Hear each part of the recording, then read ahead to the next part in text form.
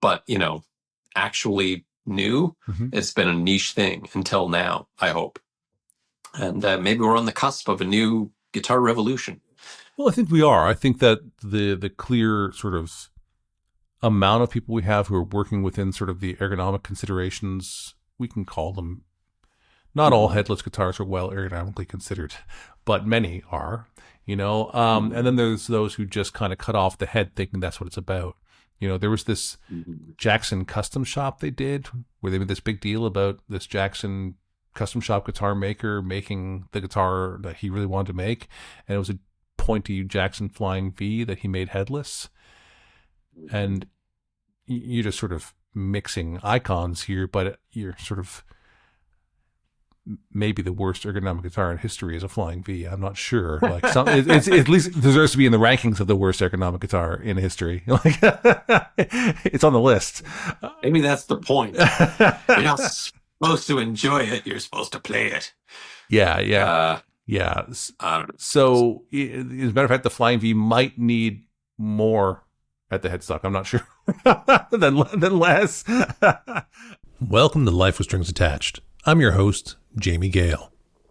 Today on Life with Strings Attached, I'm joined once again by luthier Michael Sankey, a guitar maker who continues to evolve and influence the guitar. This conversation is rooted in a simple but demanding idea: showing up. Showing up to the work, to curiosity, and to questions that don't have easy answers. Mice guitars are known for a resistant category, but that resistance comes from something deeper. A willingness to examine why we do things the way that we do, and whether those ideas still serve us. We talk about originality, tradition, and what happens when instruments are treated not just as tools, but as living objects, shaped by listening and intent. From ultralight guitars to broader reflections on art, culture, and change, this episode is less about making a case, and more about staying open. I thoroughly enjoyed my conversation with Mike Sankey, and I hope that you do as much as I did. Mike, great to see you. Good morning. Good morning. Yes. Thanks for being on Life with Strings Attached. You're welcome. You asked, I showed up. Oh, great. Barely. That's nice. That's nice. I appreciate your enthusiasm. You asked, I showed up. So happy to be here. Well, yeah. Showing up is important, A lot of the time we don't do it enough. It's actually one of my mantras. Show up, show up, show up. When we're debating if we should go somewhere, I'm like, yeah, we show up. Yeah, we always make something happen when we show up. So show up. Yeah. So, well, thanks for showing up, Mike. I appreciate that. Yeah. Is it properly wintertime back there in Ottawa? Oh, I don't know. I don't have a window in here, and I haven't left my workshop in weeks. Okay. I'm kidding. I have looked outside. I did take the dogs out yesterday, and they're not happy about winter either. There's snow all over the ground. It's frozen. Like a winter wonderland, right? It's amazing. Right. Yeah, sure. Are we trying to sell Canada to other people? I don't know, man. I mean, it's got its good points. Yeah.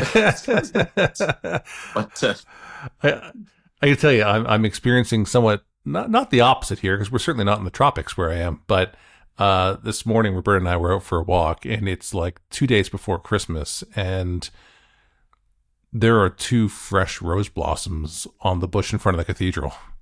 And I was like, wow, the flowers are blooming? It's like, I've never seen flowers blooming at Christmas. This is so weird. Yeah. Hey, enjoy it. Yeah. No, it's interesting. It is unseasonably warm here, actually. The Italians are a little bit weirded out by it. By about 10 degrees warmer than it normally is. And so, but I'm not complaining. I'm loving it. So, yeah. Florence does sound pretty nice. Yeah, but it's different. It doesn't feel quite like Christmas. Have you done Christmas away from Canada? No, never. Because we've always been here, and yeah, I think it would be strange. I mean, there was the one year when it was like 20 degrees and it was just a bizarre freak weather pattern. Yes. And I was like, you know what? Christmas dinner is going to be barbecue. And I barbecued outside. Perfect. But that was just one year that was very strange.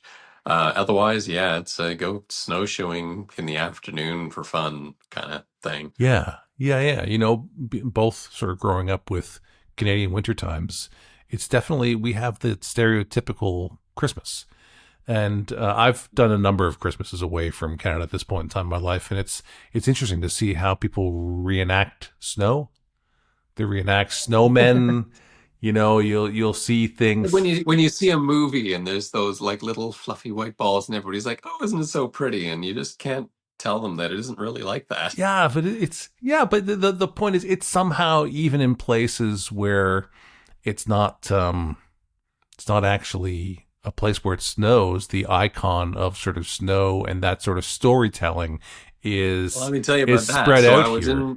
Yeah, I was in Mexico City for a week just not so long yeah. ago, and they love Christmas down there. Hmm. And there were people selling Christmas trees just like they do. And you'd see cars with Christmas trees strapped to the Like roof driving pine or fir trees, the typical Christmas tree. yeah, spruce or fir trees. Okay, yeah. And, and clearly it's a big thing there. And I thought, my first question was, where are they getting pine trees, like spruce trees Yeah. in Mexico City? Like you've got, tropical flowers and things blooming all around you and people are putting, and I thought that's strange how these sort of traditions and expectations travel independently of the local sort of needs. Yeah. And yeah, I know we do that, and we're all used to it, but it's worth, when you see something that seems like that far out, it's worth sort of examining and thinking, why do we do things that Yeah. way? Why don't we think more in terms of what is appropriate here? You know, what should our own custom be for this special time of Hmm. year where you can celebrate whatever you want, the solstice, um, Christmas or Hanukkah just finished. Hmm. It's like there's always something this time of year because it's the shortest time of the year. It's when people need to get together and have a little hope that the sun is, the days are going to start getting longer from here on out. Hmm. That's universal, but why do spruce Christmas trees in Mexico City? I don't know. Maybe it's famous movies or something. I saw something recently about Santa Claus, who we imagine in red and white, and apparently that happened with a Coca-Cola ad in campaign in like the 1930s. Like before that, Santa wore green or brown, and Santa is literally Coca-Cola red. And Yep. they managed to change the entire world's perspective Yep. on the outfit. I mean, that's powerful branding. That's amazing. Yeah. And yeah, and part of me says, oh, screw that. I'm not having a red Santa Claus image. I'm going to go with green or brown again, bring it back. And then I'm like, no, it's stupid. I won't feel like it's Santa Claus. And I'll miss it, and so that sort of impulse to not conform, that impulse to sort of say, hey, I'm not being tricked, especially by someone like Coca-Cola, that really gets a guttural response from me. Like, no, I don't want that, and but it's a thing.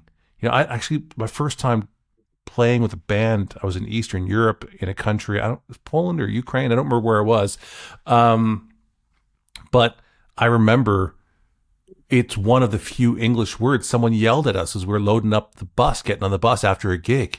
Like, hey, Americans! I'm Canadian, but they said Americans because they can say that. And they're like, Coca-Cola! Motherfucker! It's like all he could say was his cuss word. Americans and Coca-Cola was one of the three things that he could say in English. Those three words in the right order really say it all. Yeah, if you're thirsty, hey American Coca-Cola, motherfucker.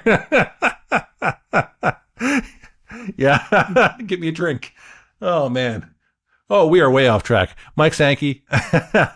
The reason, Actually, a guitar maker who is supposedly on this guitar making podcast talking about motherfucking Coca-Cola and Christmas.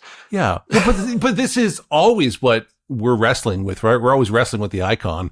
And so, one of the reasons I've invited you back on the show is because we had this remarkable experience with a guitar you made, which, as I'm having to give voice to it without it in front of me, because I've had it in front of me many times at dozens of shows across the USA. Mm-hmm. And so one might call it an archtop because it has a carved spruce top. Yeah, sure. But it's also a headless guitar with a new sort of concept. And headless, I don't even like headless as a category. I get it, but it's just a design choice. But you can make a headless flat top, headless arch top. You can make a headless electric. You can make a headless ukulele. You can make anything headless. Right. So yeah. But you made this little guitar, which is not easily described with an icon like Coca-Cola. Right. And so, yeah. And we had a remarkable experience with this guitar. One, it's unbelievably light. This guitar is pretty much exactly 1 kilo. It's like 2.2 pounds. We weighed it. And that's what it came up as. So it's shockingly light. But you only know that when you pick it up, and it's a beautiful design, Mike. It's a beautiful instrument, wonderfully executed. People were drawn to this guitar. People who, if they described an ideal guitar, probably wouldn't have described it in the first place. You wouldn't have known to describe it. Imagine every guitar possible, they wouldn't have imagined it. Yeah, well, maybe because it's that far out there. Yeah, and so yet the guitar sold at the first event. We took multiple orders on the guitar in multiple cities around. Well, and you would have taken more, but I told you not to. That's right. You refused to make too many of them. Well, too many for you, and I get that. I don't want you to be overburdened reproducing as opposed to creating, and I understand that. And so we found a clever solution where you could still create with it and make enough to meet some demand on them. Mm-hmm. But nonetheless, it was a very interesting sort of turning point of a tour for me in general. And you and I have discussed this in our post-tour follow-up. I don't want this to sound like an advertisement, but the point is, everything headless, everything multi-scale, everything really quite novel was very attractive on this tour. When much of the guitar industry right now is talking about, things going out of business, sales nothing there, major companies laying off left and right, cutting costs. And we had by far the most successful tour in our history. And it's the ninth year of tours. This next year is 10 years of tours. And it's clear that there is a hunger for guitars and people are willing to spend money on guitars.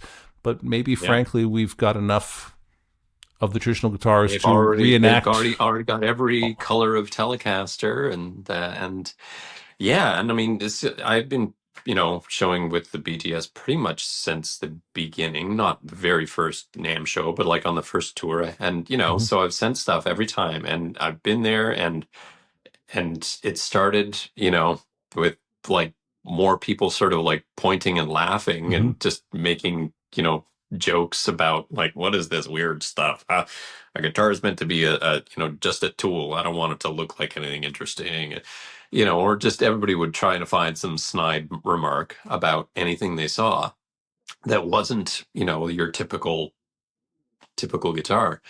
And just year by year, you get more and more people being like, oh, that's really neat. I dig that. And less of the, what is that?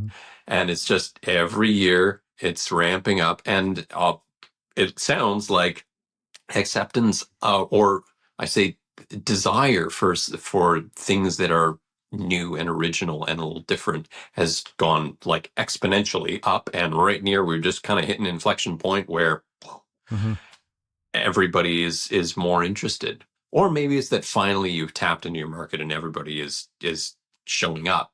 And so it makes it seem like the demand is huge, but really it's just we found our tribe. I'm not sure. Yeah, I don't claim to have the answers on it. I've only identified that there is a clear shift. And we had many of our retail partners saying that they're relying more on the next generation, like younger staff members, to make buying decisions and show their interest, whereas these store owners used to rely just on the things that they liked, and they had customers buy the things that they liked, and that worked for decades. It worked. It's not Yeah. working for them in the same way it used to, and the clever ones are giving some younger people some, say, hey, what is it you're interested in? What is it you like? If they're trying Because to they meet the needs of realize there's the real guitar market, not a period of the guitar market, right? So are you trying to yeah. service guitar players today, or are you trying to service guitar players from a particular period and interest group? Exactly. Yeah. Well, I think a lot of the owners, I mean, because it takes time to get to the point where you can run a store. So you have to be, of a certain age Hmm. to be able to get there. And at that point, you find yourself kind of out of touch of the newer generation who grew up, learning guitar on YouTube and watching your Guitar Heroes on Hmm. YouTube instead of, you know, an LP. Um, and yeah, I think the more, in tune ones realize that they're not in touch with guitar culture as much as they thought they were. Hmm. And so they go to the people who are. And yeah, and guess what? People who are of a younger generation are more willing to accept things that are a little different and a little more new, make it their own thing. Not, this is not your daddy's guitar. This is my guitar. Yeah. Yeah. And so, but one of the strange things about it, though, Mike, is that we didn't sell your guitar and those other guitars to young people. We sold Hmm, them to people between 50 and 80 years old. interesting. And that was I really didn't know strange. that. Yeah, the first guy who bought the first guitar, I don't know his actual age, but I'm going to say he's closer to 80 than he is to 60 or 70. He's in his, He might be listening, might be well, offended. that's okay. The point is, he was not. He wouldn't try and tell anyone he's a young guy. I can tell you that confidently. Yeah. I'm 50 years old, and he was markedly older than I am for sure. And so, that it was over and over again. These instruments were being picked up by people who absolutely are not the people who are, you know, playing it because they're seeing the youngest, hottest player playing it. That's not what's happening. It's tipped over into a level of acceptance point, and I remember if we sort of talk about innovators and early adopters, I remember I bought an iPhone in New York City when they first came out. I forget what year it was, 2008, 2009, something of the sort like that. They weren't available in Canada. You couldn't get them. And I came back with two of them. And at the time, they limited them. You could only buy 2 cards per credit card. I had a lineup of Japanese businessmen in front of me with a stack of cards, like 2 on this one, 2 on this one, 2 on this one. Wow. But I bought two. I brought one back. I think Roberta ended up with the other one eventually. And I remember watching very intelligent, educated people with that phone with this, because it was the first touchscreen phone functionally, right? And I remember them saying, Yeah. how do you press the buttons? I'm like, well, they're right on the screen. Just do it. And for those who are watching the video, if you're listening, sorry, but they sort of grabbed it, they looked at it, and they really strangely, like, they prepared to press the button, Mike. They're like, and they hit it and like waited to see. They almost sprung back a little bit for anticipating what the fuck. I don't know what they were anticipating, but they literally were approaching this like it was an alien object that might somehow, I don't know, devour their finger. It was so strange to watch. So this wasn't like that. This wasn't people like, oh, you're going to have to convince me, son. These were people like, this is really interesting. This is really beautiful. And we of course, we'd put it in their hands because it was so light. People were shocked. Like everybody's like, oh my God. And almost one of the first things they do is they get distracted with the fact they want to play the guitar, and they immediately start handing it to other people so they can experience how light it is. They're like, oh my God, check this out. Just feel this. And then they get it back to play it.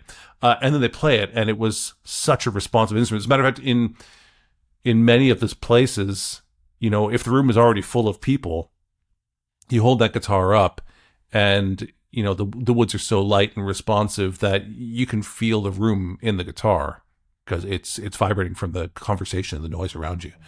And so, but there's an openness, and so I think that this sort of not traditional guitar is all I'm going to call it right now. The openness to new guitar concepts has tipped over into the early majority, we would say, in the acceptance curve, where people are like, okay, I'm willing, Yeah. I am into guitar enough that I'm willing to try a guitar that does something that I don't have. Well, there's another thought that occurs to me, which is that there's always been, people who appreciate art for art's sake, Mm-hmm. and art isn't expected to do something, Mm-hmm. whereas a guitar is expected to guitar. Mm-hmm. And there's maybe some point where people who would be interested in art more than guitar, but then they are also guitarists, and then they see like, oh, well, this piece of art also guitars. Mm-hmm. So this is great because I like it as a piece of art, Mm-hmm. but I can also play it. So maybe there's some aspect of that, and it's just an appreciation of the aesthetic and avant-garde sort of qualities, and the fact that as a guitar makes them maybe feel a little more safe in purchasing it, because then at least you can say, well, it's got function, Mm-hmm. where they might be a little more reticent to just purchase art which doesn't do anything except be art. Well, I think one of the great advantages of guitars that have greater artistic consideration, or that one might, without difficulty, qualify as an art or a design guitar, let's say, because there's people who call all guitars art, which is a much more difficult thing to justify. Listen, I'll tell you how you know it's art or not in a very simple way. You ready for this? Mm-hmm. How did the rest of the people in your house feel about it being left in the living room? Sounds on the house, man. I know you live. You're married to an artist, and you have everyone in your family is a creative. And no, but I tell you I what, literally I get can put this. plenty of things that would be considered art by absolutely everybody in the world, and if I leave it in my living room, Helen's going to be like, "Nuh-uh, Get this hell out of here!" no, get it out of here." Well, I'm really talking about the fact that very normally we have people come to our events and they're looking at one of these types of guitars that are a clear visual contribution, not just a functional contribution, where their partner will go, "Oh, honey, you can leave this one out in the living room," and the other person looks like, "What? Really? Like, yeah, this is beautiful. This can be in the house. You don't have to put this one away." And that means something. That really means something. Means a lot. You know how much that means. Yeah. You're not gonna buy a new sofa without running it by Roberta. Yes.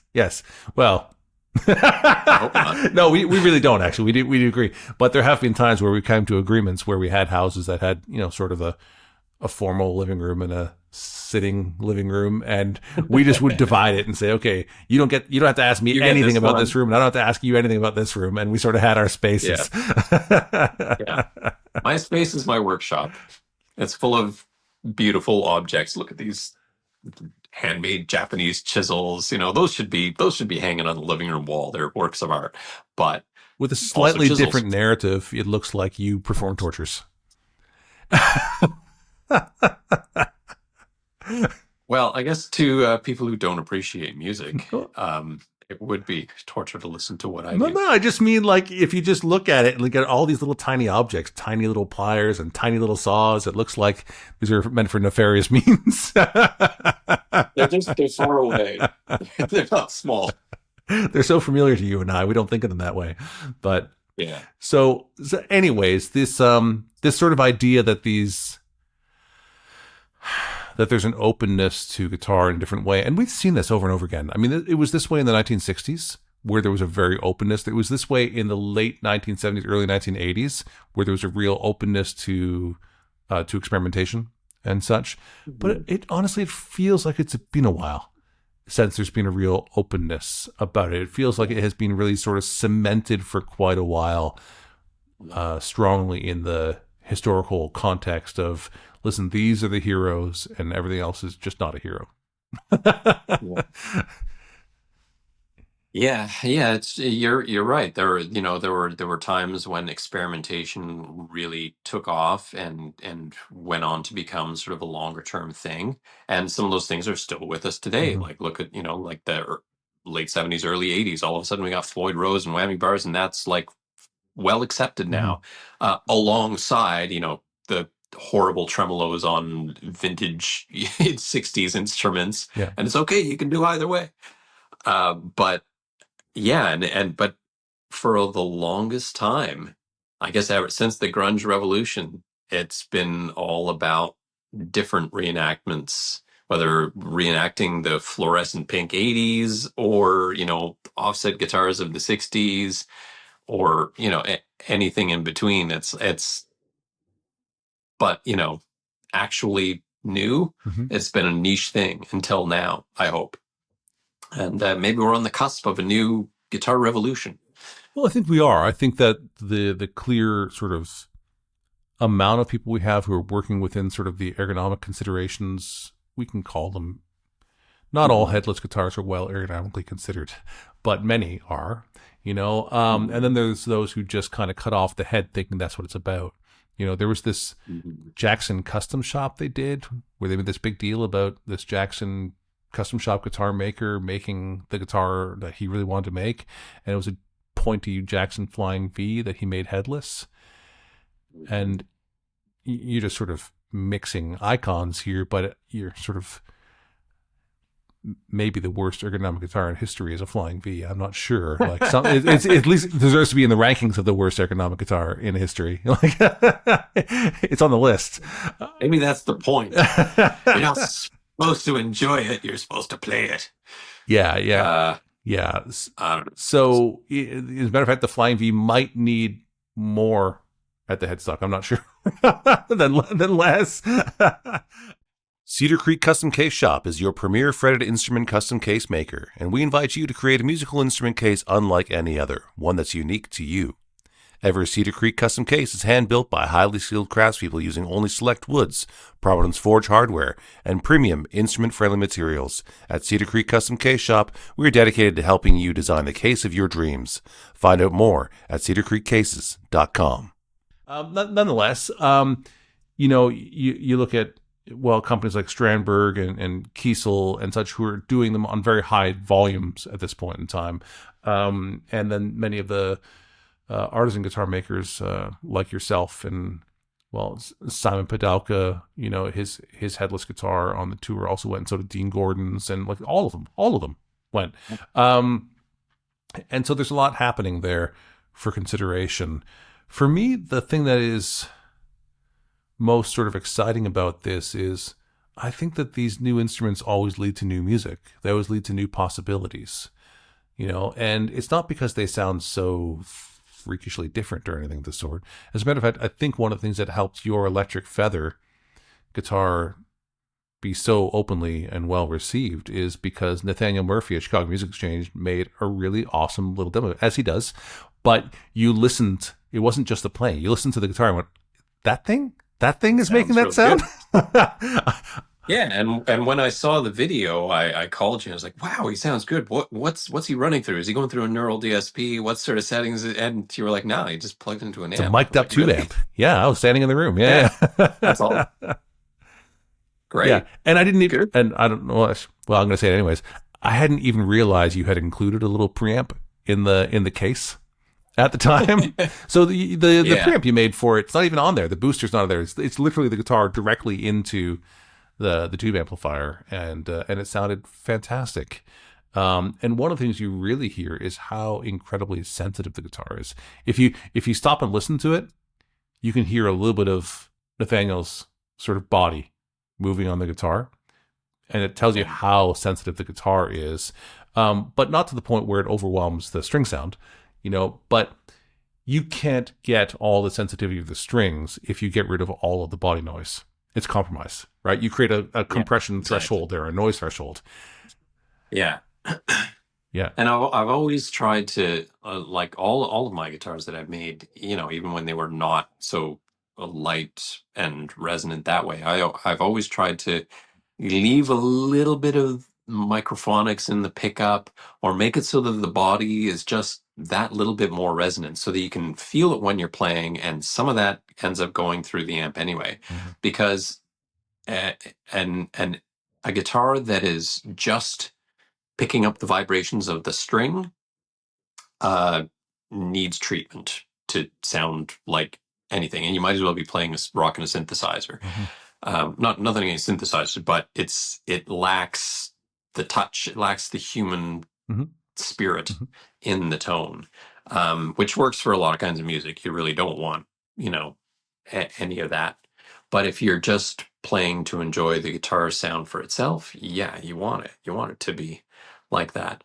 I was in terms of making it light and responsive, my thinking was like what I've enjoyed playing, and often it's things like if you played a really, an old Martin ukulele Mm-hmm. or a really good flamenco guitar, the things like you're like, how does this whole not like collapse under the string Mm-hmm. tension? They're so light.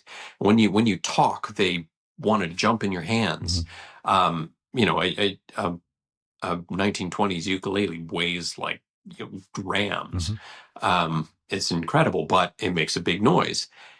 And part of the joy of playing those is, yeah, they respond easily to the air. They can get the kind of nuance. They can get your soul Mm-hmm. and make it louder. And why not do that with electric guitars too? Mm-hmm. So that's sort of what I was aiming at. Yeah. Yeah. This sort of right on the edge of disaster, you know. It is a little bit on the edge of disaster. I hope it's not over the edge, but we will find out in hopefully many years. Yeah. I don't think it's problematic. I mean, we literally took it to 25 states. I mean, we were Yeah. in the northeast. We were way down to San Diego. We were up in Chicago. We were over in New York. You know, it's been in the swampy areas of Georgia as well. You know, down and so Music it's been in music multiple stores. music stores, which is the worst place possible to hang a guitar. Yeah, it's been around by to a lot of people, and Yeah. it seems to be okay. So great. Yeah, and whether I should say this or not, I'm going to say it anyways. Classic Jamie moment. Those guitars get the shit shaken out of them down the highway in the back of the bus. Like they're just vibrating for hours and hours and hours on tour. So it's like one of those tone right things. Yeah. Maybe it sort of ages them in a little ages bit. them in. But I mean the point is, I don't think the guitar is fragile.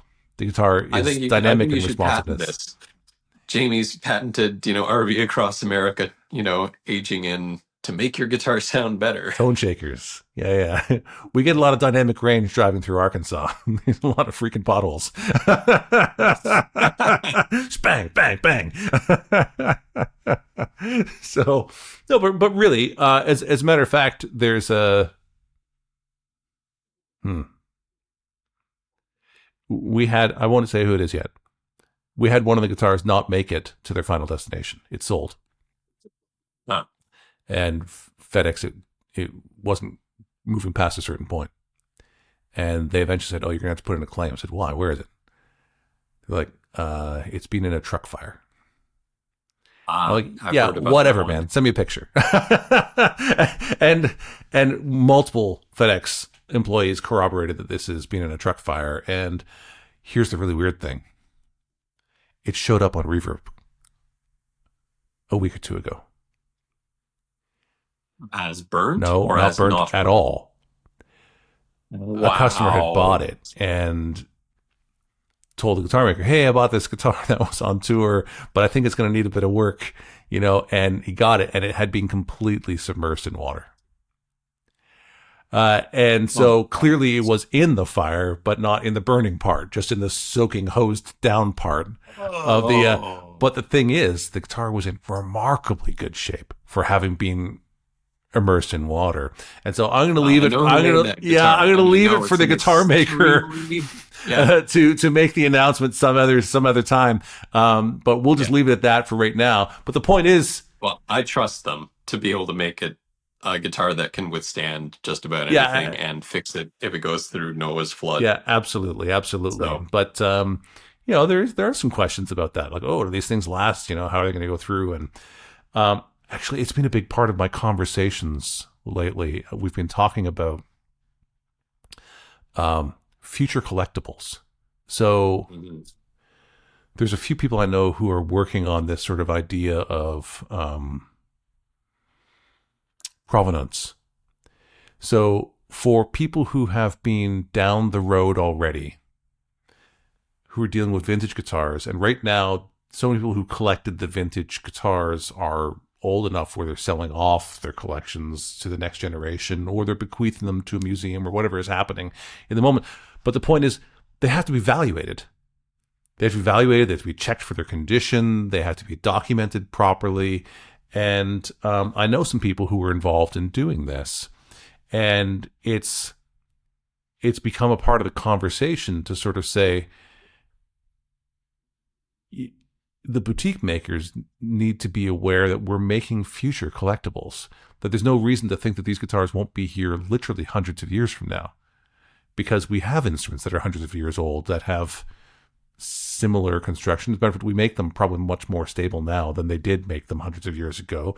And so understanding that now, how do we record the important things, make sure they're passed on with the instrument and what's happening with them. And so there's some really great solutions. This isn't meant to be a plug. I'm going to say it. So, Joe Glazer, Joe and Josh Yep. and Dustin, a few other folks there. They've put together this thing called Gear Check, and they were showing me. I literally watched it get installed yesterday in a guitar as a sample. So Joe was here in Italy, and he's got this like grain of rice RFID tag, and they drill a unnoticeable spot in a guitar going in through another hole. They drill it in on an angle so that it doesn't interfere with the current screws function. It gets off on an angle, and then you can scan it with an RFID reader, and then they've connected it to blockchain technology. And it's already out there. It's called Gear Check. They've got I think it's gearcheck.com. I don't know what the website is. Again, not trying to be a plug, but I think it's a really great idea. The point is, you can now put one of these little RFID tags in there, which it can't be tracked by maps or Bluetooth or anything of the sort. You have to be within a few inches of it to actually scan it, right?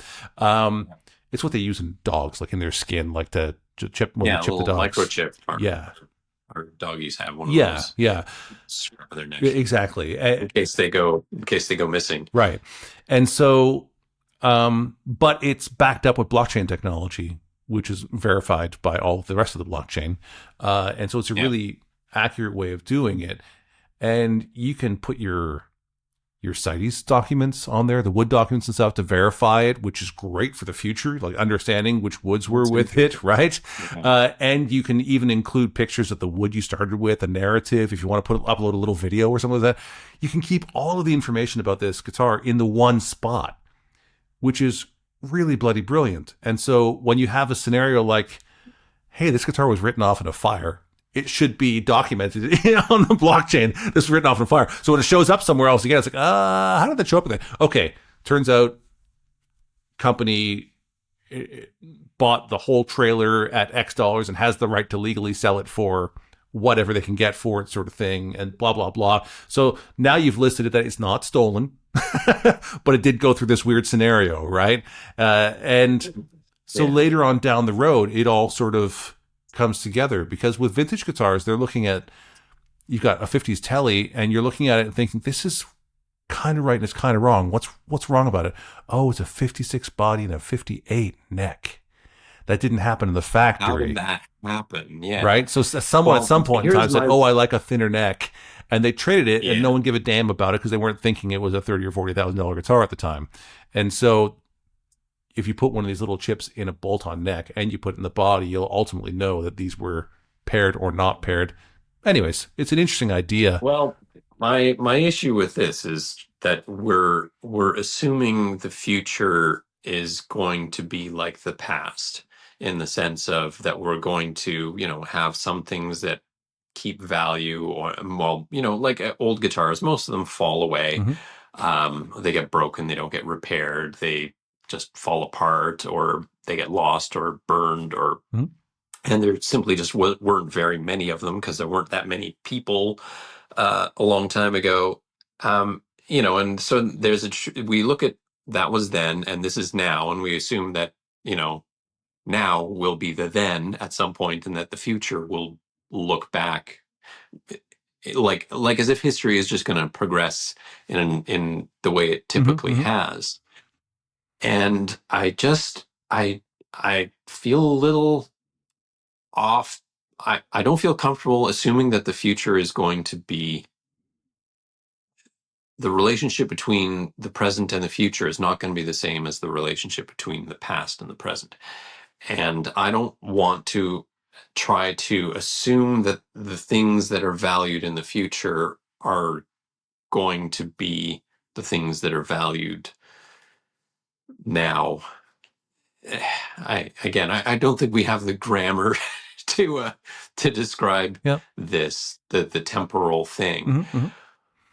but I don't build for that, and I don't think anybody really should. Like creating this amazing heirloom that's gonna be valued in 500 years.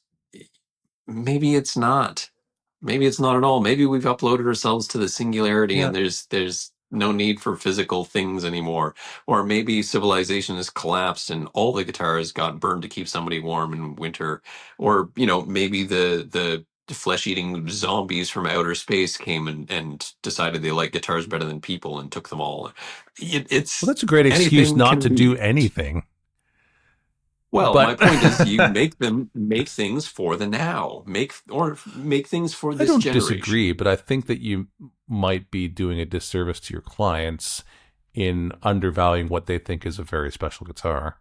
I don't think that anyone is buying a Sankey guitar thinking it's just an object for now. They're thinking they got a precious moment in time, a special object made about Yeah. someone who cared about it, and that moment in time probably should be documented to a certain extent. If you've ever had anybody also who is like was a collector of things and then they died and no one in the family quite understood what the value of those things are, that's There's also that. a problem. And it's one of the problems Yeah, being there are dealt with right practical now by many people. And considerations. so it's just a matter of sort of saying, hey, this has some valid information. I completely agree with you about the future. And if you haven't read Yeah. it yet, there's a great book by an author called Chuck Klosterman called But What If We're Wrong?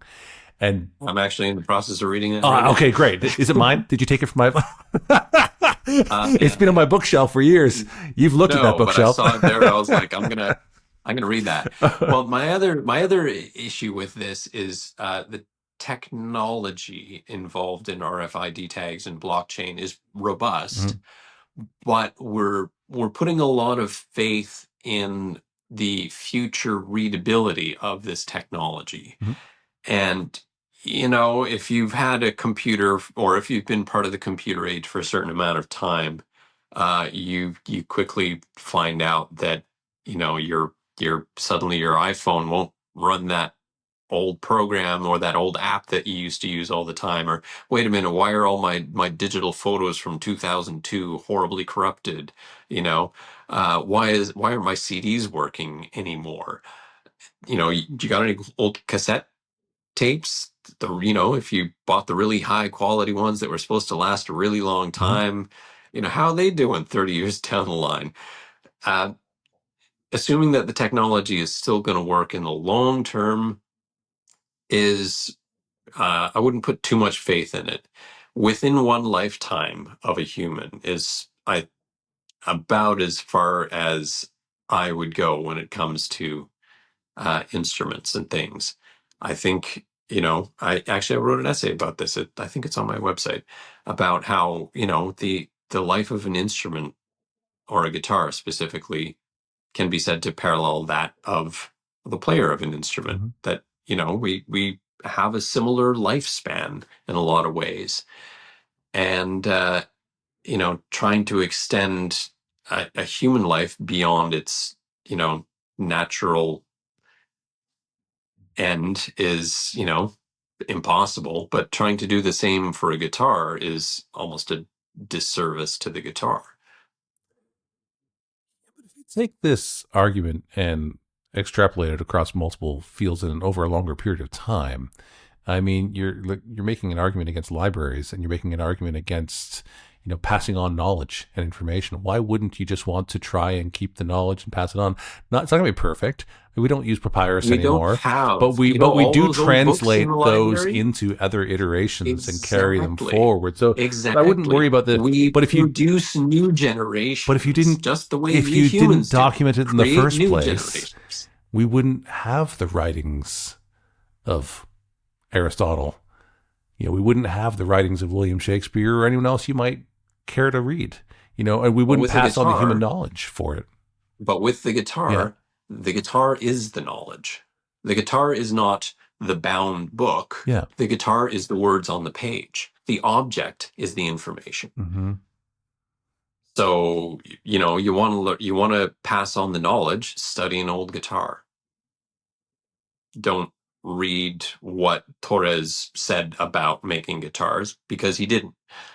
He didn't write any books, but he left some guitars, and we learn from those. We wish we knew more from him. So listen, I'm No, not trying no, to I sell don't. you I don't anything think anyone here. should. I'm saying that it's We're having it's a an good it's an conflicting interesting viewpoints. That's great. Yeah, I mean, it's just the idea that people do care about it. And I've run, as soon as I found out about this idea, I started thinking of all the scenarios where it would have been useful. On this tour, I viewed a few private collections of guitar makers, and one of them I looked at something, and there was a Teufel guitar that he had. I said, "Oh, do you have the other two?" He's like, "What do you mean? I have 6 Teufel guitars." I'm like, "Yes, but that color, that guitar. Let me see." I turned it over. I'm like, "Yeah, this is a triplet. They were sold in 3. There were 10 series of 3 made. They were one Birdfish, one Tesla, one Niwa in this particular color. So do you have the matching triplet?" Right? Yeah. And he's like, "I didn't know that was a triplet." Like, okay. And I said, "I have an idea." And I went on to New York, and I remembered in the store, I was like, "Hey, at South Shore, maybe I shouldn't name it, this customer, I said, I've seen him with a Teufel triplet, but I'm not aware that he has a whole triplet." They're like, no, he just has the one guitar. So what number is it? They called him up. I was like, "Oh, that is number 2 of the triplet of this one." So these 2 guitars matched. One is living somewhere in further north of New England, and the other one is living somewhere in the New York area. Well, where's number 3? And and will be brought back together. And so let me try and tie this back together. So yesterday I was in an art gallery. There's a showing of Fra Angelico. So and Angelico is sort of this bridge between sort of the old style of painting, where it's almost pre-central perspective, and there are sort of people all over the canvas, but they're not really well related to each other necessarily. And then sort of Caravaggio sort of comes out of him, where it gets highly personal, where Caravaggio paints himself into a number of these things. And Angelico also painted known dignitaries, some Medici and popes and stuff, into paintings, in the living people, as opposed to just the religious scenes that we saw before. So anyways, I was there seeing this, but part of the narrative of this is that many of these were triptychs in the churches, these sort of 3-panel things that you see in these old churches. But over time, elements of these things had been moved from one space to the next. And if you look at them, you can see that, oh, this one's actually owned by the museum at Yale University. This one's owned by the London Museum. This one's owned by this museum. And they brought these pieces together just to be shown as this collection in Florence. And so it may not seem worth it now, but I can guarantee you somebody later on down the road who may or may not be interested, but for those who are interested, would be really happy to know that someone made a point of documenting in a reliable place that these 3 objects went together, or these 5 objects went together. And so, but again, that's because people in the past didn't know what the future would consider valuable. Mm-hmm. And they were wrong. And we can be wrong about what we assume will be valuable in the future too. Yes. So you just reinforced my point. Yeah, that you might be much more valuable than you are today because you don't know. Or less. That's right. Either way, I'll be dead, hopefully, at some point, 100 years in the future, when the zombies from outer space come and steal our guitars. Yeah.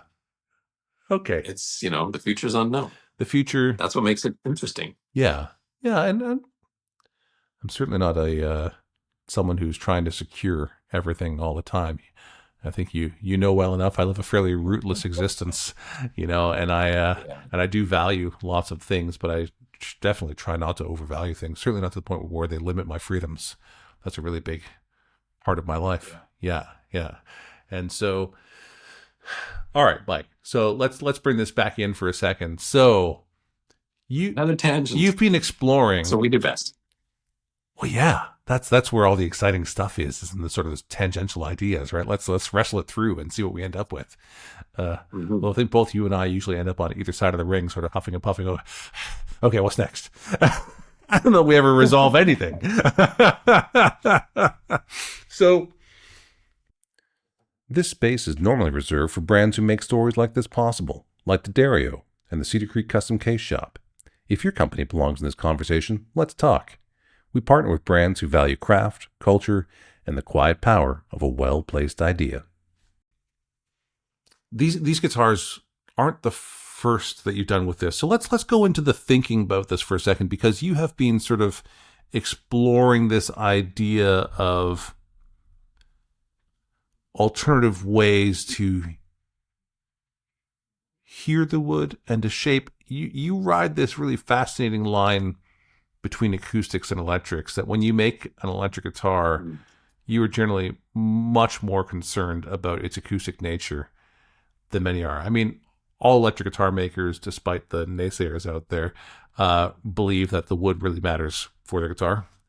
Nobody who's... Well, except for was it George Grun you just interviewed lately? He's not a guitar maker. And George would say it does matter, but he thinks the shape doesn't mean squat. Yeah, the shape doesn't. What he said. The shape doesn't really matter very much. Okay. Yeah. Which is nonsense. But I was there to interview him specifically about collecting, and you're so also not a guitar maker. I had to. So. I had to move on from that in the moment. So, anyways, I'm trying to go somewhere here with this with you. So you make electric instruments more often than not. Yeah. Well, it partly isn't so much by choice. I love making acoustic instruments. I actually started building arch tops first of all, and it's something I always sort of want to go back to. But electrics are sort of an easier sell, or have been generally an easier sell for a long time, because I can make them faster. You don't have to charge as much. And they also kind of hit a bit more of an instant gratification thing, whereas an arch top is like, you really got to plan it out. It takes quite a long time. An electric, you can crank out once you've got a sort of basic setup, you can crank out electrics pretty quickly. And so that feels good to be able to just be like, yay, I made it. I feel good about life because I just made a guitar, and then you move on. I need that too. So that's sort of the reason. It's not so much because I'm in love with the electric guitar. It's because I kind of want to make arch tops, but there are forces working against it. And so my electric guitars are sort of maybe evolving more towards the archtop guitars. Yeah. So yeah, I mean, from like, I'm just, I'm one of those people who hears everything all the time. And when you start building guitars, especially acoustic guitars, that's one of the first things you do when you start learning is like pick up the piece of wood and just, how does it feel? Does it feel crisp? You don't even have to like do the tap test per se, but you can just pick it up and talk to it and hold it, and it'll tell you if it's resonating a lot. And if you like that feeling, then it's gonna be part of your desire to build guitars that retain this feeling when they're finished. So yeah, I've always striven to make electric guitars that felt alive, to me, Hmm. just because that's what feels right to me. It doesn't always, it's not the same for everybody else, and other people interact with guitars in different ways. Hmm. But I can only create properly from my own perspective, in a sense. I mean, and that's what happened. That's how a personal style takes place, or comes to be with any artist. Is you just kind of have to sort of follow your own intuition and your own muse and your own likes and dislikes, and that shapes what your oeuvre eventually is. Hmm. So I just try not to fight it, do what seems right, and what seems right to me is to make something that's light and lively, like a really good acoustic instrument. Hmm. Hmm. Yeah. But when your first guitars that you sent were all solid body. No, well, not always, but more often than not, were solid body Yeah. instruments. Yeah. And I guess technically, even the electric feather is kind of a solid body with a trussing. It's not really, well. There's no constructed Yeah, sort sides or of. anything glued in together. It's Yeah. its own thing. But nonetheless, the point is more traditional construction technique, known construction Yeah. techniques. Let's say. Yeah. But even then, Well, the you've electric always guitar insisted. construction is super simple. It's two pieces of wood bolted together. And so that at its heart is what I was doing, but there's still a lot of scope for opportunity for playing around with that. Mhm. So yeah, they were two pieces of wood bolted together, but what woods and how are they shaped and what woods do you choose and what electronics and everything else involved. And I always strove to try and make them Yep. somewhat, lively and resonant, not dead, Hmm. Hmm. even if they were, a little heavier and a little more robust. Yeah, even your pickup choices and such, you've always communicated them, often using things like the lace lumitones and such in your electric Mhm. guitars, solid bodies that you've always communicated in sort of acoustic sort of terms, even when talking about the electronics of the guitar. And so, Mhm. but a couple of years ago, I think you put the first guitar, which was a guitar which you can draw a clear line to the electric feather in my hands. Yeah, you're thinking of the haiku, which I showed at Osaka, Sound Mess Osaka, Yeah, a couple of but years I'm ago. remembering Roberta and I flying out of the Ottawa airport, and you met us for a drink, Oh, that was it. and That you was brought for it the to the NAMM bar. show 2 years Was ago. it 2 years Yeah. ago? Okay. Yeah. So you brought this thing to the bar. You didn't tell me you were bringing it. You're like, hey, I brought this guitar. I want you to check out. And you took it out, and it was again like the electric feather, just this remarkably thin, remarkably light, resonant instrument. And so this was the haiku, and you showed it at NAM.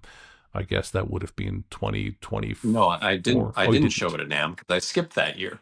Oh, and I was flying to I Nam, and you showed just, me what you would have brought had yeah, you been. yeah. I just Okay, finished it like a couple of days I before, see. and I was like, "Hey, well, you're on your way. I'll might as well show you this cool guitar because I know you're a fan." Yeah. But yeah, and then so eventually in the following May, I showed it in Japan, and it got picked up there. Yes. And yeah, similar idea, and that was inspired initially by Ken Parker's prototype of the Fly Hmm. that he showed me at the when I visited the Woodstock Yeah. show, and that was the coolest thing that I'd seen in a long time. And the way he described it was, I wanted to make an electric guitar that was essentially like an arch top, but without the body or without the box. Hmm. And I was like, that's what I want too. Hmm. But you've done it. Hmm. And I thought that's amazing. But it's made out of using a lot of carbon fiber, Hmm. and he's like cutting edge Hmm. machining and technology, Hmm. and he's brilliant in that way. Um, but that wasn't the way I do things. Partly just it's just not the way my brain works. It's not the way my infrastructure Hmm. works. I just make things with these tools. Hmm. And I also didn't want to work with carbon fiber and things like that. So I thought, well, what's a sort of natural analog to that? And I stumbled upon this that you could. I was like, well, a natural equivalent of a carbon fiber or a fiberglass or something like that. Why not linen Hmm. fiber? Because it's really very strong. Um, just organic, Hmm. not as strong as carbon fiber Hmm. fiberglass, Hmm. but if used in the right way, which is what he was doing, Hmm. on the outside of the guitar, not like putting a little bar in the middle of the neck, but the outside of the neck is where the stiffness needs to be. So I used this linen and then I covered it because it didn't look very nice. So I covered it with a Japanese kozo fiber paper, Hmm. which is another natural fiber, but extremely strong. And together, this sort of laminated on the outside construction, you end up with something that can be light but quite stiff, and it looked really cool. Hmm. I was very proud of it, and I thought, well, that's neat. I want to keep exploring this concept. I think I'm really onto Hmm. something here. Yeah, that was the first one. And then, yeah, I just sort of refined the concept and, sort of rethought it. And that resulted in the electric feather. That's all really only was Well, the second isn't try. the paper tiger has electric teeth sort of in this direction also? It's also extremely thin, Yeah, sort of. actually, you're right. There's that one as well. But that one's a little more like a solid body. It's just a very thin, solid body. Hmm. And yeah, actually, you're right. There's that one, and then I did another one as well with um, a green paper on the back, Yeah. what I call a little star. Yeah, those were sort of if haiku was a crazy leap into the unknown, then Hmm. those were a little step back, and then the electric feather is another step forward. Hmm.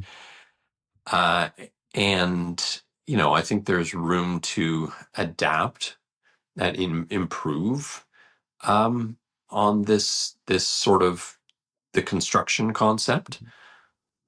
And that's why when you started, asking like, hey, can you take orders for these? Everybody wants one. I was like, I said, okay, I can build a few per year. Instead of build, usually up till now, it's every guitar is a one of a kind, one at a time Hmm. thing. But when we talked it out and you said, listen, can you make more? Because we'll sell them. Hmm. And I thought to myself, yeah, that fundamentally that construction technique and that aesthetic has some possibilities for growth. Hmm. It has some possibilities for exploration, and I was like, that's okay with me because I always want to be doing something new. I don't want to be stuck making the same design over and over again. Yeah. I might as well just be stamping out trinkets in a toothpaste factory. I don't know.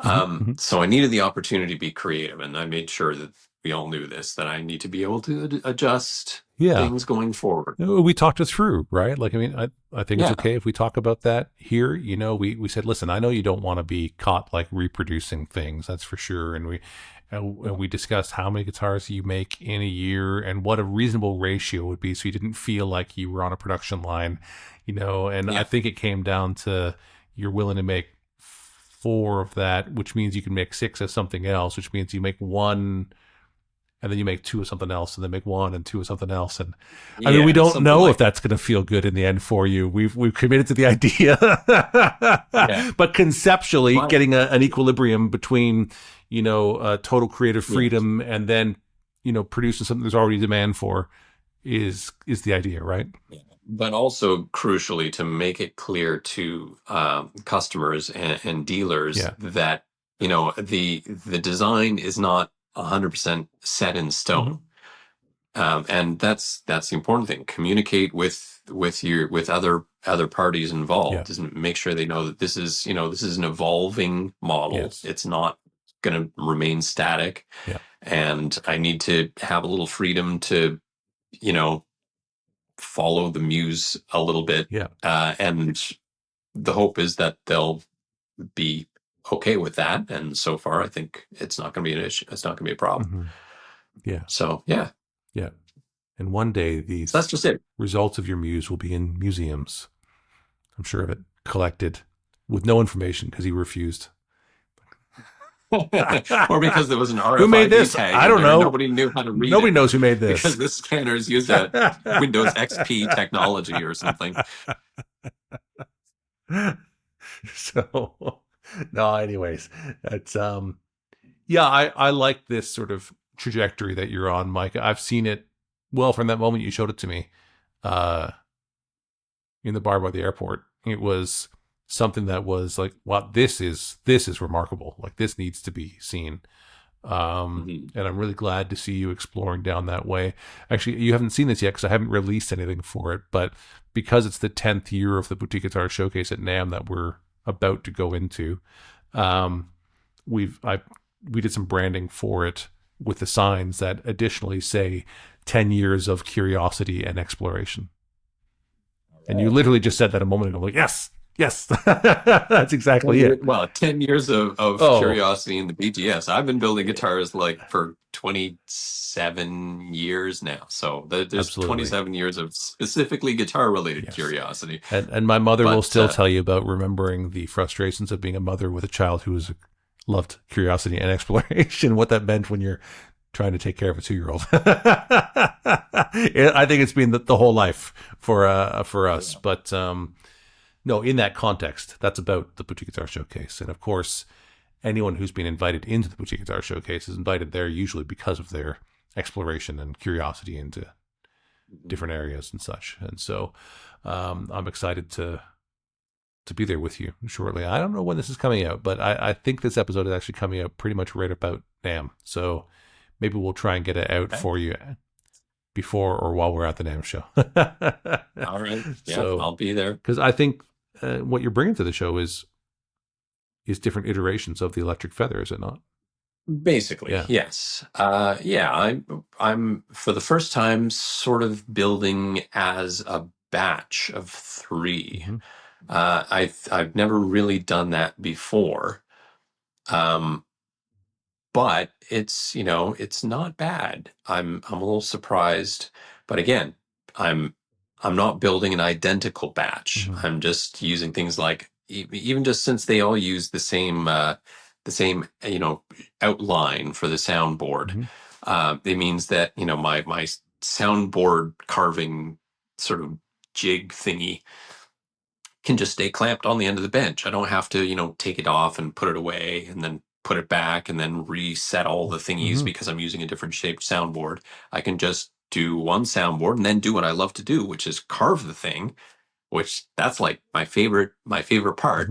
And I get to spend all day carving this soundboard by hand, and then I'm like, "That's great. Okay, we've had a good day." And then the next day, I come back and I'm like, "Yay! I get to carve another soundboard." And I slap it on, and I do the second one, and I'm like, "Yay! This is great."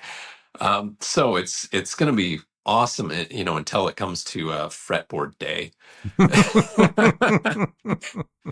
Fret crowning day, 3 days in a row of fret crowning. Yes. But at the moment, net carving day was fun, and soundboard carving day is fun, and applying the paper and seeing it start to see it visually like its final form. That's fun too. I mean, fundamentally, I love building guitars, and so as long as I'm happy with the process because I'm looking forward to the result, um, you know, it's all good. Mhm. I'm happy to work hard, and that's what I've been doing lately. Yeah. And I think your customers are drawn to novelty, so because I've been involved in selling multiples of this particular guitar, it was made very clear that they will not be the same. Like, each guitar will have its own identity. No two guitars exactly the same. But And I think the clients were like, "Great, he, that's the whole point, isn't it?" absolutely. And as a matter of fact, one of them who lives actually, well, we don't need to identify where, but it's going across the world from you. And they were like, you know what? Tell him anything he wants. I don't. Okay, maybe not pink, but everything else is okay. Like, okay, that's not too much limiting, Although I'm sure there's a party who's Yeah, like, oh, well, I'm there's definitely going to always slip some pink in there. there's always the temptation to be the iconoclast. There was a part of my brain that was like, "Oh, I'm just gonna maybe I'll hide Yeah, something yeah. inside where you can't see. Is this pink? But yeah, he's gonna love it. It's gonna look great. Yes, yes. But yeah, and I'm glad, and I've cultivated a sort of a, I hate to use the word brand, but it's like a maker's identity. People know what to ask me for, Yes. so that I will deliver it. And if people ask me like, "Hey, can you make me another Telecaster?" Right. I'll be like, there are other people who are better at that. Mhm. Please see them. Yes, yes. And so people who come to me are the people who want something that is not like the others. Yeah. And it's a great spot to be in, even though it's taken a long time to get to the point where I'm not worried if I'm going to sell any guitars this year or not. That's all. Hmm. Hmm. Yeah, I mean that's always the challenge with guitar makers who, or anybody, I guess, who doesn't repeat exactly what they've done. You don't get any momentum, right? And so you're always having to sort of almost not quite start over again, but you've got more eyeballs watching you because of the history of things they like. But there's no guarantee they're going to connect with that next one necessarily. Matter of fact, I met with a collector who has a collection of a certain guitar maker, and we videoed the conversation for a little bit we're putting together on collecting and collectors. And they don't collect the current guitars of that guitar maker because that guitar maker has evolved in a direction which they think is wonderful, but they don't connect to as much themselves. So they find they got guitars from a particular period. And I think that you probably have some clients who have bought a couple of guitars in one particular direction as opposed to totally Yeah. tangential, like one of this, one of that, one of this, one of that. Is that Yeah, is that true? definitely.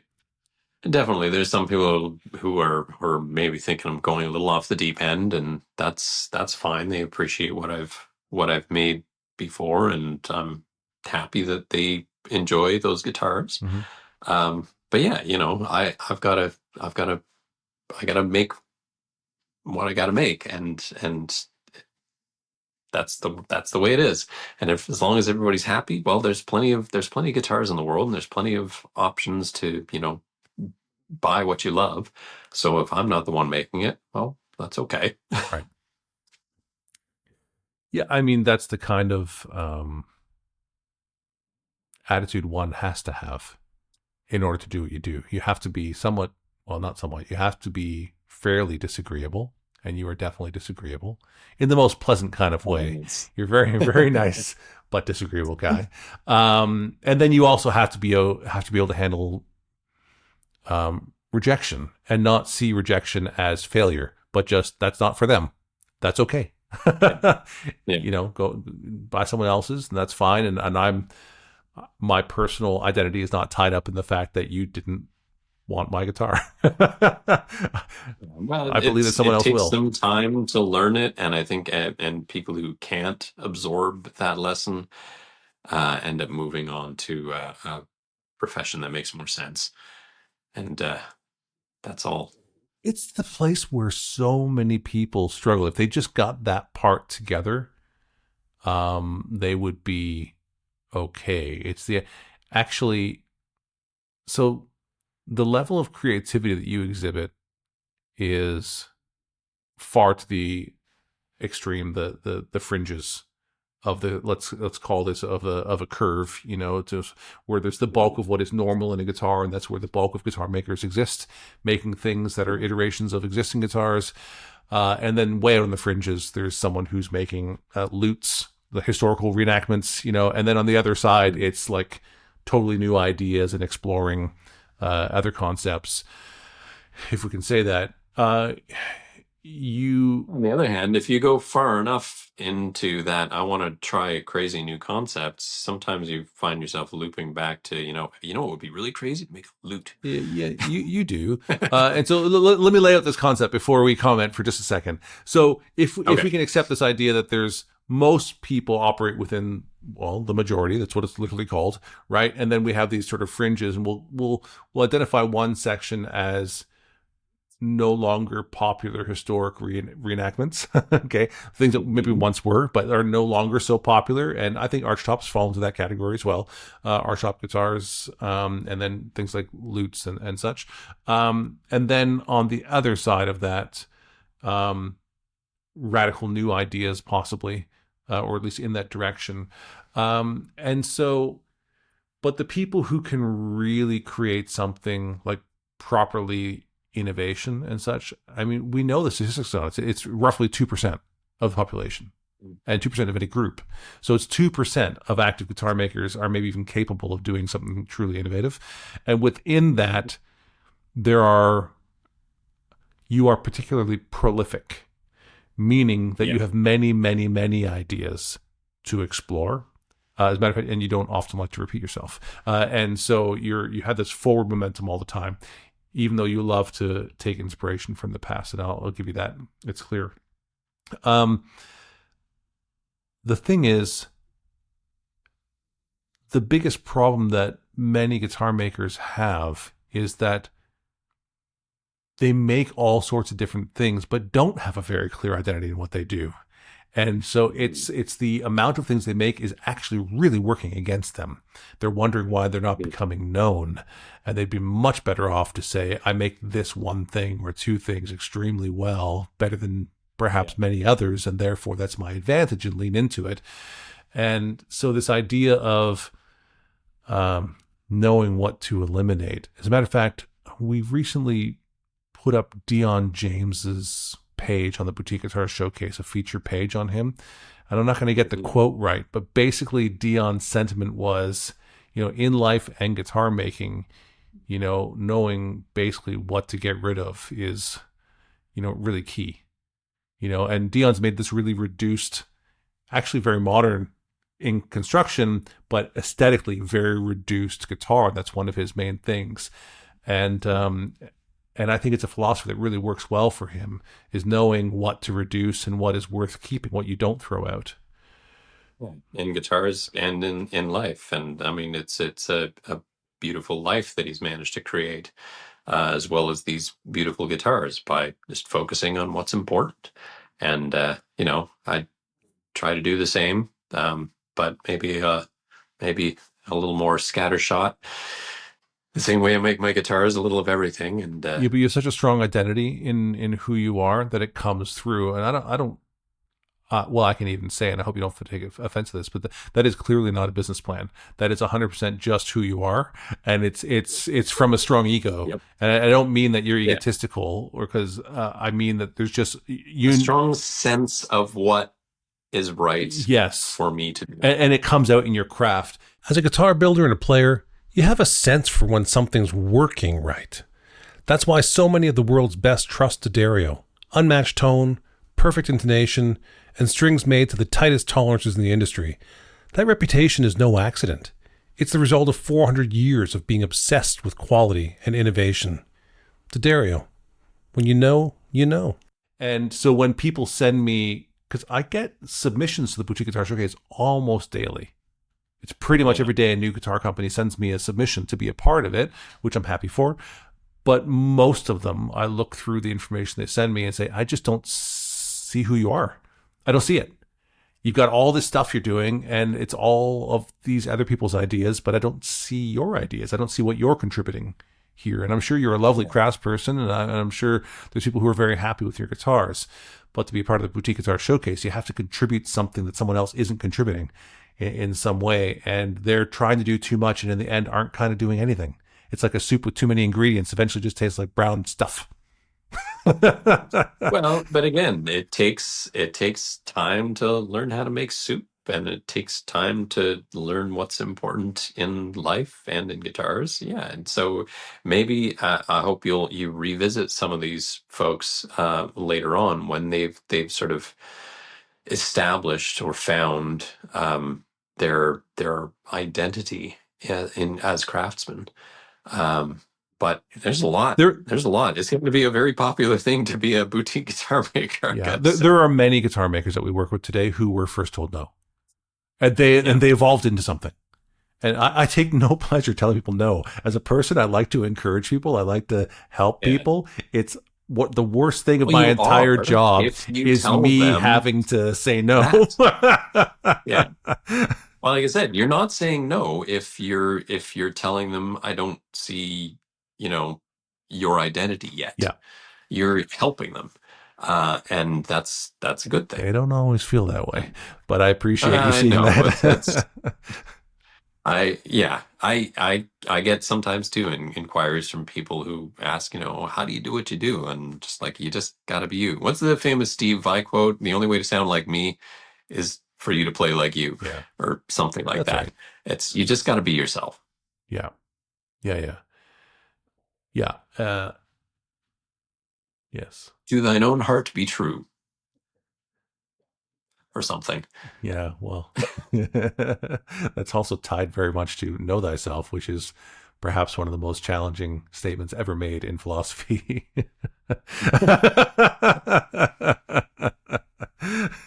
So, Mike, thank you for agreeing to have this conversation today. It's very close to the holidays. We're all very busy.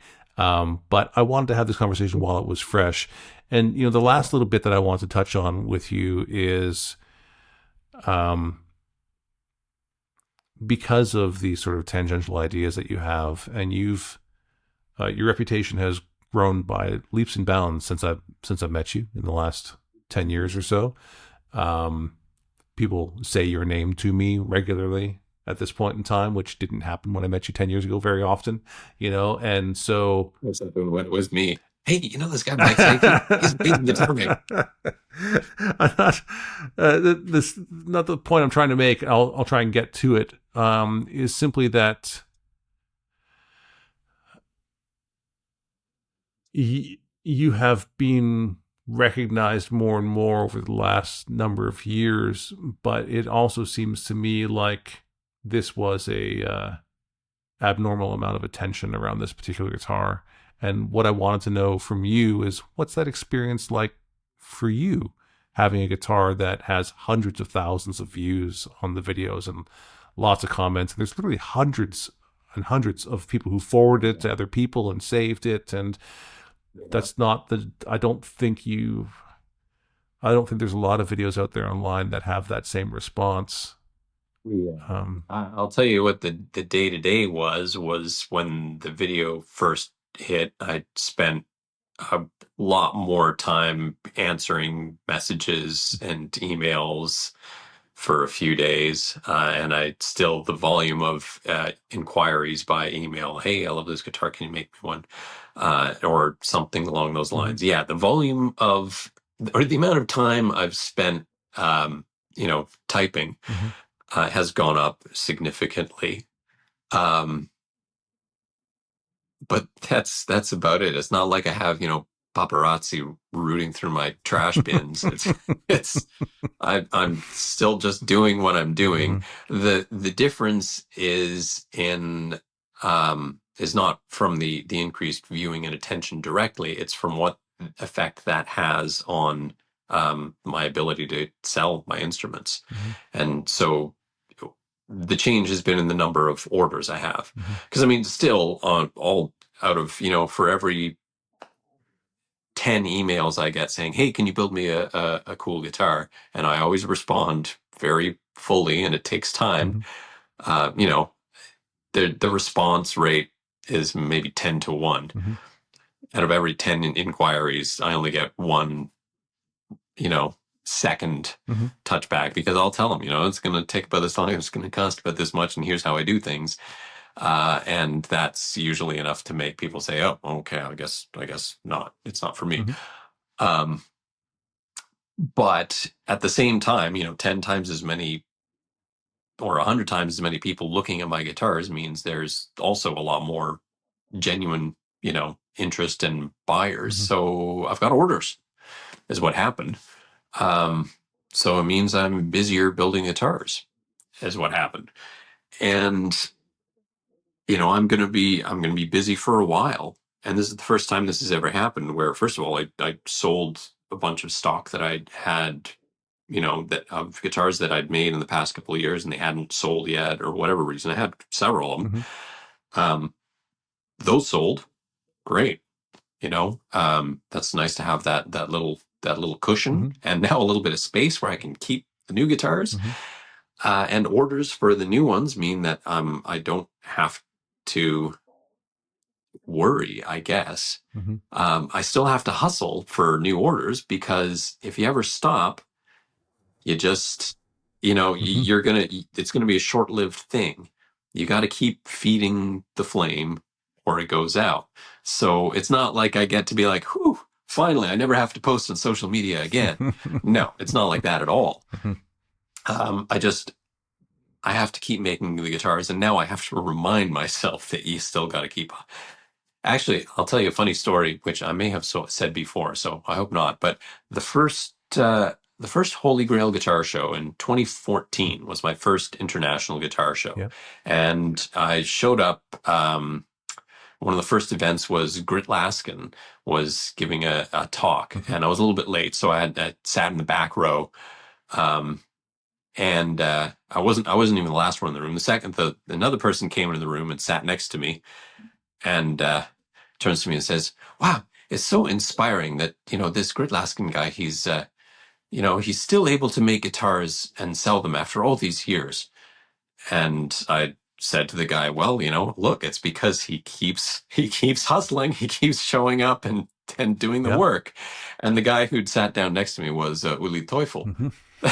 That was the first time I met him. I was like, you know who you are. Like, you're going to be okay, Yeah. but you have to always prepare to not be okay. You always have to keep feeding that fire. And so that's just it. Is the only thing it's done is given me a slight mental comfort. But on the other hand, I've also had the added stress of, yeah, now I have to fill those orders. Mhm. So I'm not going to be able to, kick back and relax. Um, so It's yeah, a little more it predictable, it's though. yeah, it's a little more predictable, but I can't say it's necessarily that much better. It's just a slightly different set of Mhm. pressures.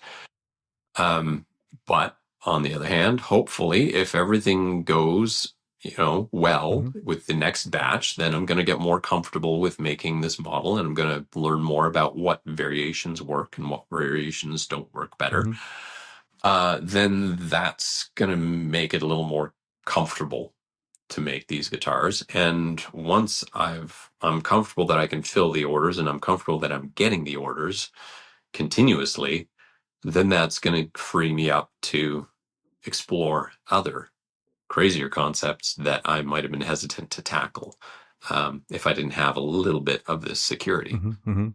Well, So not there yet, but hopefully soon it's going to actually yeah. make me feel better. Well, I'm happy. I'm happy, one, that you know that you can't rest on your laurels, and two, I'm very happy to hear that this has given you the possibility to push further. Yeah, to explore Well, other I mean, areas. to be honest, I was probably going to do it anyway. Uh, I'm just going to feel a okay, little less you're guilty you're about defeating it. your own argument here, Mike. I'm literally just responding to what you said like 10 seconds ago. Yeah. But that's a classic Mike Sankey moment. Yeah, yeah. Finding your own equilibrium between making grand statements and then defeating them moments later. I'm seeing both sides of the Yes, argument, yes, right? yes. I love it. I love it.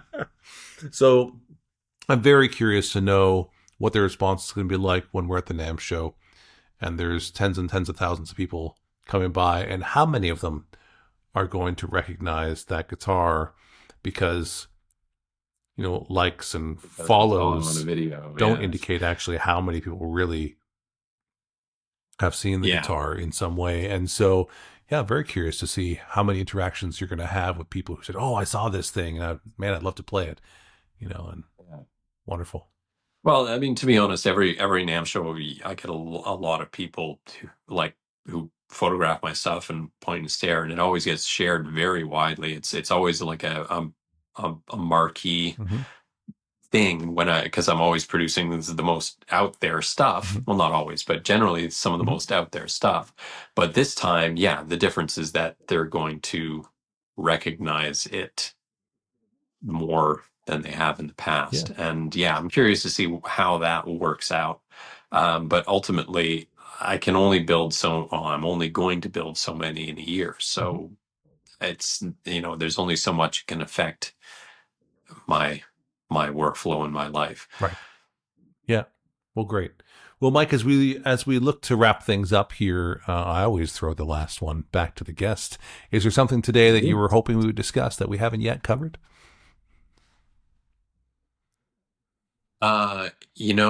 You ask that question in every podcast that you do, and I always think to myself, be prepared, have an answer to that question.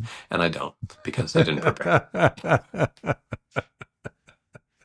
So, you know what? This is good for now. There's so much more we could talk about at any point in the future. We're going to. Mhm.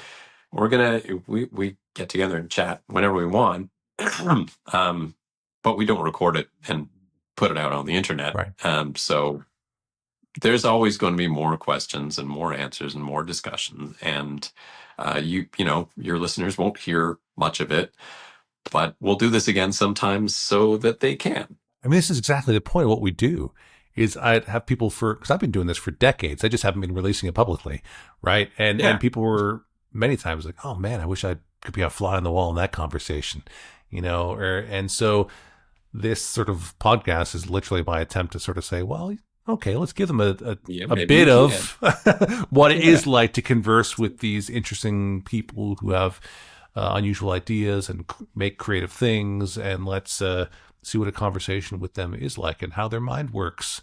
Because, for me, the reason I have these conversations and why I have gotten to know the guitar makers so well and traveled the world and, we eat together, we travel together, we walk villages and cities together and experience things, and you get to know someone. And when I do, their craft always becomes more clear to me. I begin to understand why they make things. And then when you look at it, I know there's some people who make comments about writing about art or music, and that's kind of stupid in their mind. They usually have some clever way of saying it, but writing about art is like dancing about architecture. Yes. And I agree with that, but we can try. I think that the whole point of communicating anything is the idea of being able to see something in a new or more clear way. And whether we're communicating that through a craft object, through a written song or story, the whole point is to communicate something. And so not everyone can just look at a sculpture or guitar or painting and see what there is to see. Sometimes they need a little prompting to say, have you considered this? I mean, it's literally what I do when I'm traveling with your guitars around the world is I don't say, I don't know, I saw some stupid thing about your guitar, like, hey, guitar, that's not enough. I have to say something else that hopefully gets them to approach the guitar in a way. Like, my job as a curator is literally, the Latin translates to care. It literally means to care for the object, to care for the space, to care for the experience. And so when I'm doing my job right, it's, when you go to a really nice restaurant and they bring you a little something to eat that you didn't order and they give it to everyone at the table, they're doing that to place your palate in a space to receive the first thing you ate, you ordered. They're trying to get you ready to receive the next moment. And my job as a curator is to help people get into the space where they can appreciate your guitar for everything it is. Yeah. And so it is worth talking about them, to help people get into that space. Sometimes you just have to to cleanse their palate from whatever they were just thinking about. You don't know the last text message they got or the shitty day they had at work, or, Yeah.